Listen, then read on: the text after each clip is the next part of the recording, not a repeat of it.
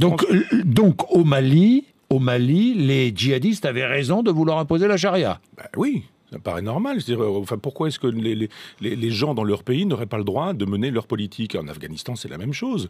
Pourquoi est-ce qu'on a des problèmes de terrorisme aujourd'hui? Les musulmans ne sont pas des imbéciles non plus. C'est-à-dire on leur mène une guerre chez eux. En Afghanistan, par exemple, ou au Mali, on leur rend la vie impossible, on s'en va les massacrer, on les tue par dizaines ou par centaines, et en même temps, on voudrait que ces gens-là soient gentils, etc. Ils ne sont pas gentils, mais ils ont raison.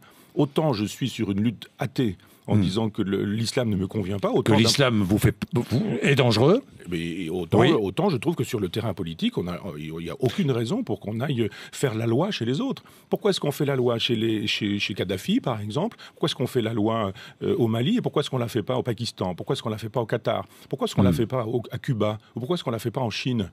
Si vraiment les droits de l'homme nous intéressent, pourquoi est-ce qu'on est spécifiquement au Mali et pas dans des endroits où les droits de l'homme sont bafoués partout? Alors, moi, je trouve normal qu'au Mali, où il m'est arrivé d'aller, la politique puisse exister. Une politique parce que nous défendons d'autres valeurs que les valeurs défendues par les djihadistes du Sahara. Oui, mais ils sont chez eux.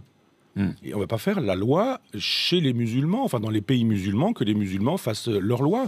Pourquoi est-ce qu'on n'intervient pas en Israël? Pourquoi il faut arrêter de vouloir faire la politique coloniale qui est la nôtre dans des pays sous prétexte que ce serait les droits de l'homme qui nous animeraient. Ce ne sont pas les droits de l'homme qui animent Hollande au Mali.